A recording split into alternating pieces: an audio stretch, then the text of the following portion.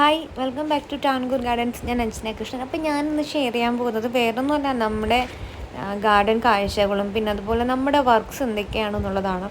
ഒരാഴ്ചയിൽ നമ്മൾ എന്തൊക്കെ കാര്യങ്ങളാണ് ചെയ്യുന്നതെന്നുള്ളതാണ് കേട്ടോ. ജസ്റ്റ് ഒന്ന് നമ്മൾ കാണിക്കുന്നതാണ്. നമ്മുടെ ഗാർഡനിൽ വരുന്ന കസ്റ്റമേഴ്സാണ്. അപ്പോൾ അവർക്കത് പ്ലാന്റ്സൊക്കെ എടുത്ത് കൊടുക്കുന്നതാണ്. നമ്മുടെ ഗാർഡൻ വരുന്നത് കാട്ടാക്കട കീഴാറൂർ അമ്പലത്തിങ്കാലാണ് കേട്ടോ. പിന്നെയുള്ളത് നമ്മുടെ രണ്ടാമത്തെ പണി എന്ന് പറയുന്നത് ഹോം ഡെലിവറിയാണ്. ഇപ്പോൾ ഹോം ഡെലിവറി നമ്മുടെ ആ ഒരു യാത്രയ്ക്ക് ശേഷം കുറച്ച് നാൾ നമ്മൾ സ്റ്റോപ്പ് ചെയ്ത് വെച്ചേക്കുമായിരുന്നു. അപ്പോൾ അതിതാ വീണ്ടും സ്റ്റാർട്ട് ചെയ്തിട്ടുണ്ട്. അപ്പോൾ നമ്മളിത് ഈ ഒരു ആക്റ്റീവയിലാണ് കേട്ടോ നമ്മൾ ഹോം ഡെലിവറിയും കാര്യങ്ങളൊക്കെ ചെയ്യുന്നത്. നമ്മൾ ഈ പ്ലാൻസൊക്കെ കൊണ്ടു കൊടുക്കുന്നത് ആക്റ്റീവയിലാണ്. നമ്മൾ അതിൽ നിന്നൊക്കെ ചെറിയ മാറ്റം വരുത്താനായിട്ട് ശ്രമിക്കുന്നുണ്ട്. അതെന്താണെന്നൊന്നും ഞാൻ പറയുന്നില്ല, അത് സർപ്രൈസാണ്. എന്തായാലും ഈ വീക്കിലല്ലാന്നുണ്ടെങ്കിൽ നെക്സ്റ്റ് വീക്കിൽ ആ സർപ്രൈസ് നിങ്ങളിലേക്ക് എത്തുന്നതായിരിക്കും കേട്ടോ.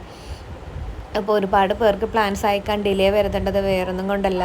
അപ്പോൾ ഈ വീഡിയോസൊക്കെ ഷെയർ ചെയ്യുന്നത് നമുക്ക് ഒരു ദിവസം നമുക്ക് എങ്ങനെയാണ് സ്പെൻഡ് ചെയ്ത് പോകുന്നതെന്നുള്ളതാണ് കേട്ടോ. തിങ്കൾ ചൊവ്വ ബുധൻ വ്യാഴം ഞങ്ങൾക്ക് അനങ്ങാൻ പറ്റത്തില്ല, കൊറിയറുള്ള ദിവസമാണ്. ഇപ്പോൾ ഓൾറെഡി കുറേ പെൻഡിങ്സ് ഉള്ളതുകൊണ്ട് ഈ 4 ദിവസവും നമുക്ക് പിന്നെ നിന്ന് തിരിയാൻ സമയമില്ല. ഫുൾ ടൈം നമ്മൾ രാവിലെ ഒരു 6 മണി ഒക്കെ ആകുമ്പോൾ സ്റ്റാർട്ട് ചെയ്യുന്നത് വൈകിട്ടൊരു 5 മണിയൊക്കെ ആവും. 5-5:30 ആവുന്നവരെയും നമുക്ക് കൊറിയർ ഉണ്ട്. 2 സ്റ്റെപ്പായിട്ടാണ് നമ്മൾ കൊറിയർ അയക്കുക കേട്ടോ. ഏകദേശം 2 സ്റ്റെപ്പായിട്ടാണ് നമ്മുടെ കൊറിയർ വിടുന്നത്. 2 സ്ഥലങ്ങളിലായിട്ടാണ് അയക്കുക. അപ്പോൾ അതാണ് നമ്മുടെ അടുത്ത ടാസ്ക് എന്ന് പറയുന്നത്. പിന്നെ ഉള്ളത് വെള്ളി, ശനി, ഞായർ ദിവസങ്ങളിലാണ്. ഈ ദിവസങ്ങളിലാണ് നമുക്ക് ഔട്ട്ലെറ്റിൽ കസ്റ്റമേഴ്സ് കൂടുതലായിട്ട് വരുന്നത്. വെള്ളി, ശനി, ഞായർ ദിവസങ്ങളിലാണ്.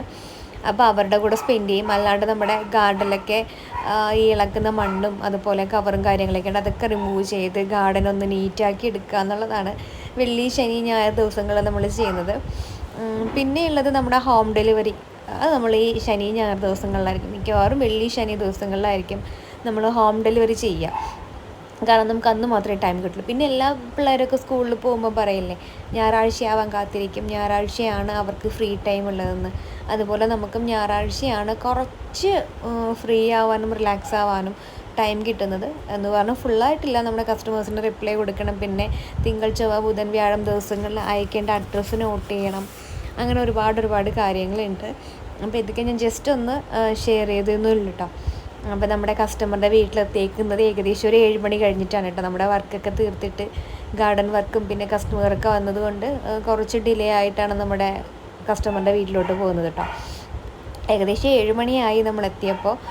പിന്നെ പുള്ളിക്കാരി കോഴിക്കോടാണ് വർക്ക് ചെയ്യുന്നത്. അപ്പോൾ നമുക്ക് തിങ്കളാഴ്ച ദിവസം എത്തിച്ചു കൊടുത്തിട്ട് കാര്യമില്ല.